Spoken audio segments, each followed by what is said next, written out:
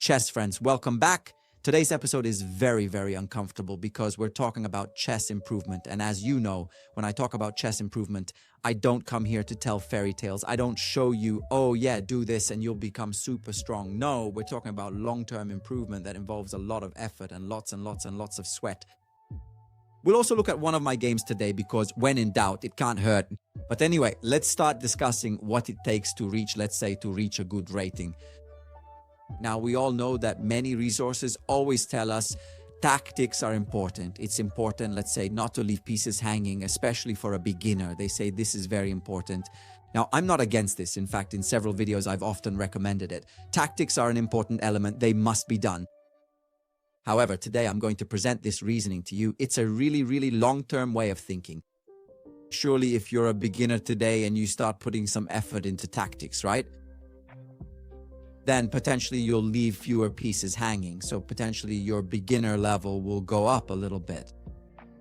But is our goal to go from an ELO of 1000 to an ELO of 1200?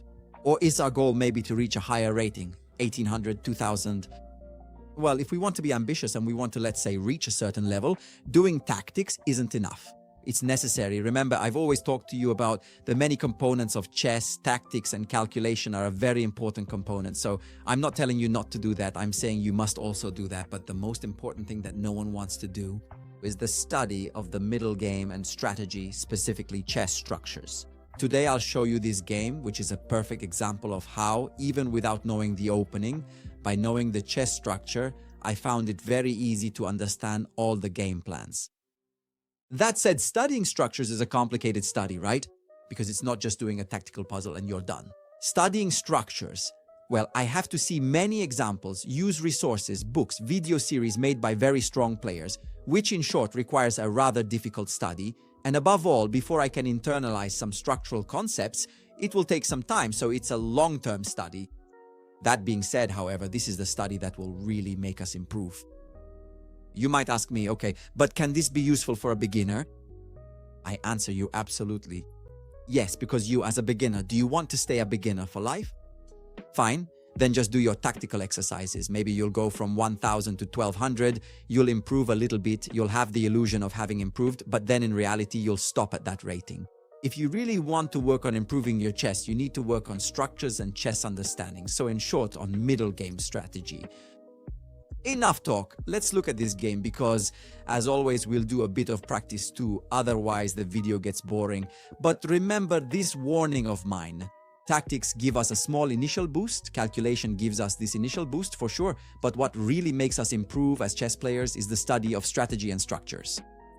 Let's see this game played against a fairly good opponent actually, an opponent rated over 2200. He's quite famous, for playing in a rather unnatural way, right? In fact, here in the Sicilian, he played this very strange bishop c4 variation, which is actually playable, but he continues now after e6. You see, I immediately make things clear. He continues with queen e2, so let's say a rather strange and uncommon setup in these Sicilians, and I continue with my Taimanov setup. I play a 6.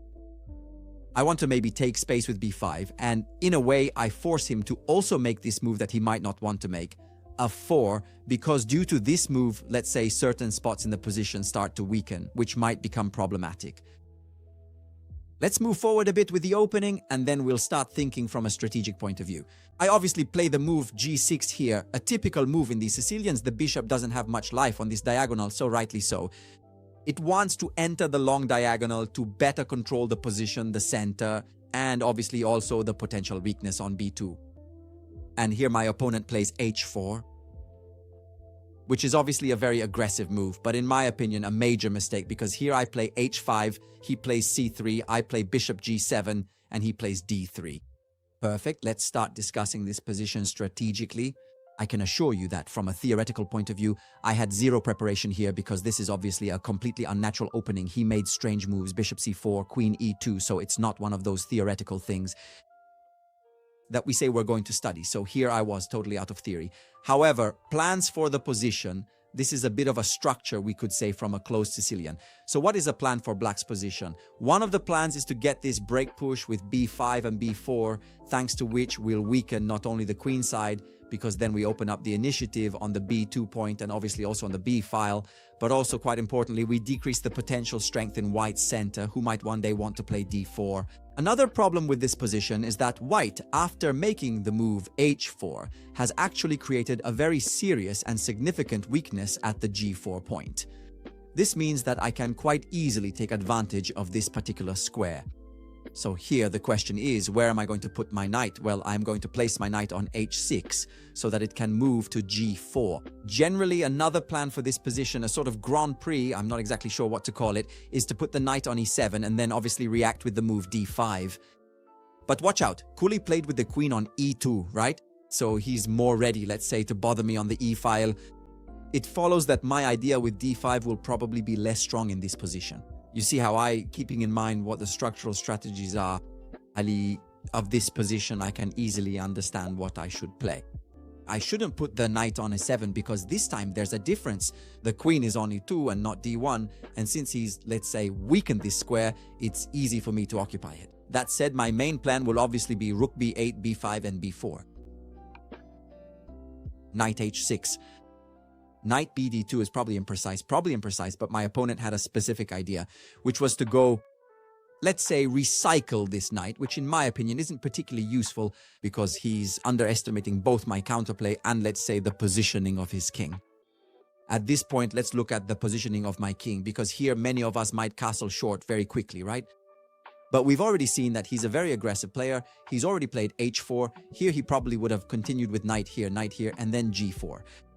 My king on E8 is in no danger at the moment. He has no way to open the position. Remember, when you have to ask yourself if your king is in danger, the first question you should ask is, does white have a way to open the position? If the answer is no, the king can stay on E8 for now, no problem. White obviously can't open this position here, as you can see, so I'm not worried. What do I do? Rook B8. I'm moving forward with my plan. Knight F1, I play B5, take. He has to move the bishop, and now I play B4. See how easily I'm playing? Simply by knowing the structural plans of this position, it's not like I'm doing anything extraordinary. I know this plan, I saw that you weakened G4, so I potentially put the knight here to take advantage of it, and that's it. I'm just cruising without knowing theory or anything else. My opponent plays bishop D2, and at this point, let's say there's a move, but I wouldn't even call it a tactic because it's strategic, but it's a fairly obvious move, which is queen f5. Look at the poor positioning of my opponent's pieces. Now, queen f5, let's say, threatens b3, which obviously wins a piece, and it also threatens the c3 point, which is why my opponent is forced to play the terrible c takes b4, which naturally, let's say, opens up my violent counterplay in the position, let's say, on the b2 point on the queen side. And obviously, let's say, I might even have tactics later with knight c2 check. So you see, the position is simply exploding, and black just stuck to the structural plan. He played e5 here, and now I'm activating my other pieces. I moved the bishop to a6. You see, I'm starting to pressure his weaknesses, but these are really simple moves. They're natural moves where, after setting my structural plan, bishop a6 isn't a master move. It's just a normal move where you attack a piece, and see how the game simplifies once you correctly execute the structural plans for the position. And here he has to lose a pawn. He plays knight e3, and I just take it. Obviously taking advantage of this removal of the defender, bishop takes b4 with the idea that he wants to take the bishop, but it doesn't work because I play queen takes b4 check, an in-between move, so he can't take my bishop. He has to defend with the queen, of course. At this point, I'm in no rush to trade. I'll just wait for him to initiate the exchange. I could trade, it wouldn't make much difference here, but I played knight g4 instead. As you can see, I'm using the weak square to attack another weak pawn. He can't take it because if he captures, I recapture with the pawn and remove a defender. He played bishop b1. There's not much he can do here. The position is just desperate. I took the bishop here, then I took the second pawn, and this position is simply lost. It's lost. I'm even threatening to play queen takes d2, then rook takes. We're talking about a position where I'm up 3 solid pawns with the bishop in an open position. So my opponent decided to resign here. He resigned in a colorful way by playing b3 and then bishop c3. Well, I'm sure he saw it. It's just a different way to give up. Quite curious anyway. See how this simple game, which I repeat, was against a player over 2200. He didn't have 1,000 points. He's a strong opponent, but it was enough for me to follow the structural plans. to create a game that really puts him in a difficult and challenging spot. And when a player is struggling, they start making suboptimal moves. The game ended in 20 moves, even though I didn't know a thing about the opening, but I knew the structure, so I wanted to show you this example. But the main point of this video is this. Training tactics is fine, it'll give you a boost for sure, but if you really want to improve at chess from the very beginning, even as a beginner, you must incorporate strategic aspects. Many have told me, well, a few have said, I know players who just hang pieces. What's the point of teaching them structures? I get the point. A player who hangs pieces needs to stop doing that first, right? But that doesn't mean you shouldn't study structures, because studying them helps you understand how chess works and makes you play and understand the game better. The better you understand, the better you play and the smoother your progress will be. So don't just spend all your time on tactics. Anyone who tells you that under 2000 you only need tactics, forget about it, just forget it. Play chess, study chess in its entirety, and above all, as I've said, don't underestimate the structural aspect, because that's what really makes you improve as players of chess. So today I wanted to give you this advice, these somewhat uncomfortable tips, because once again, I'm trying to make the point that chess isn't actually that simple and you have to work hard, so I know very well that this won't always be appreciated. That said, if you want to support me anyway, leave a tactical like, a quick comment, and if you haven't subscribed yet, obviously subscribe to the channel, and I'll see you in the next videos.